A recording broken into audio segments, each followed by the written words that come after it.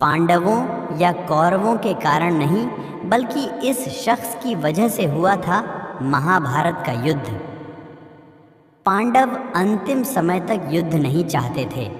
दुर्योधन भी युद्ध से हिचक रहा था, लेकिन एक शख्स ऐसा था जो दुर्योधन को लगातार उकसा रहा था, जिससे इस तरह की स्थितियां खड़ा कर दे कि भयंकर युद्ध छिड़ जाए।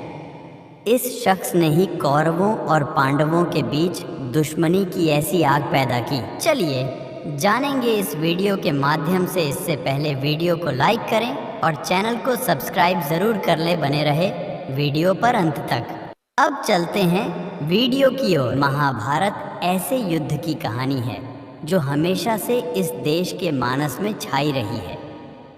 ये युद्ध देश के महायुद्धों में गिना जाता है। इसके बारे में हजारों सालों से पढ़ा जाता रहा है। ये ऐसा युद्ध था जो कौरवों और पांडवों से ज़्यादा एक कुटिल शख्स से प्रतिशोध का परिणाम था। इस प्रतिशोध को वह ना जाने कितने सालों से अपने सीने के अंदर पाले हुए था। वह कुटिल पात्र वास्तव में शकुनी ही था। हम जानेंगे कि वो कौन सी प्रतिशोध की आग शकुनी के अंदर सालों साल जलती रही, जिसमें आखिरकार वह खुद भी खत्म हो गया। वह अपनी बहन गांधारी की शादी धृतराष्ट्र से होने के बाद जो चाहता था, वो कोई भाई अपनी बहन के घर के लिए नहीं करना चाहता। वास्तव में शकुनी पांडवों से ज़्यादा कुरुवंश का सर्वनाश चाहता था। दरअसल महाभारत जितनी कौरवों और पांडवों के चारों ओर घूमती है, उतनी ही शकुनी के आसपास भी। कौरवों और पांडवों के बीच ज़बरदस्त वैमनस्य पैदा करने और फिर इस झगड़े महाभारत जैसे युद्ध में तब्दील करने में शकुनी का ही हाथ था।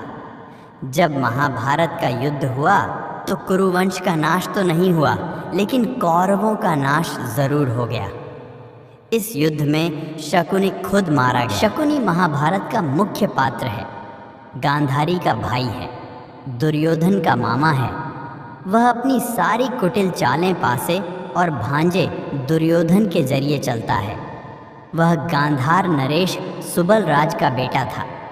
जब गांधारी की शादी धृतराष्ट्र से हुई तो शकुनी भी वहीं आ गया। वह दिल और दिमाग से कपटी और दुष्ट था। दुर्योधन ने शकुनी को अपना मंत्री नियुक्त कर लिया। गांधार राजकुमार शकुनी जुआ खेलने में एक्सपर्ट था। जब भी छल से युधिष्ठिर को चौसर खेलने के लिए दुर्योधन ने बुलाया, तब उसकी ओर पासा फेंकने का काम शकुनी ही करता था। वह ऐसा चतुर जुआरी था कि युधिष्ठिर को एक भी दांव नहीं जीतने देता था। वह ना केवल युधिष्ठिर को बुरी तरह हराता था, बल्कि उकसाता रहता था कि जो चीज़ें उनके पास रह गईं। दुर्योधन चूंकि शकुनी पर ज़बरदस्त विश्वास करता था, लिहाजा शकुनी के लिए कैसी भी साजिश करना बहुत आसान था। शकुनी की साजिश की वजह से ही पांडवों को पहले वनवास भोगना पड़ा, फिर द्रौपदी की बेइज्जती हुई। इसके बाद ये कलह महाभारत के युद्ध में बदल गई। महाभारत में शकुनी के परिवार का अधिक वर्णन तो नहीं मिलता, लेकिन इतना ज़रूर बताया गया है कि शकुनी की पत्नी का नाम आर्शी था। उसके 3 बेटे थे। उनके उल्लूक, वृकासुर और वृप्रचिट्टी था। उल्लूक भी महाभारत की लड़ाई में मारा गया था। वृकासुर का वध भी इसी युद्ध में हुआ। वृप्रचिट्टी युद्ध में जीवित रहा, बाद में गांधार का राजा बना। महाभारत युद्ध के 18वें दिन शकुनी 500 घोड़े, 200 रथ, 100 हाथी और 1000 सैनिकों की पैदल सेना लेकर डटा हुआ था। उस दिन कौरवों की सेना को बहुत नुकसान हुआ। ऐसा लग रहा था कि अब कौरवों की हार तय थी। जब शकुनी और उसका पुत्र उलूक सहदेव की ओर दौड़े तो सहदेव के भाले से उलूक का सिर खंडित हो गया। वह मारा गया। इसके बाद शकुनी और तेजी से युद्ध करने लगा। उसे बेटे की मृत्यु का आघात भी लगा था। उसने सहदेव पर भीषण शक्ति अस्त्र का प्रहार किया।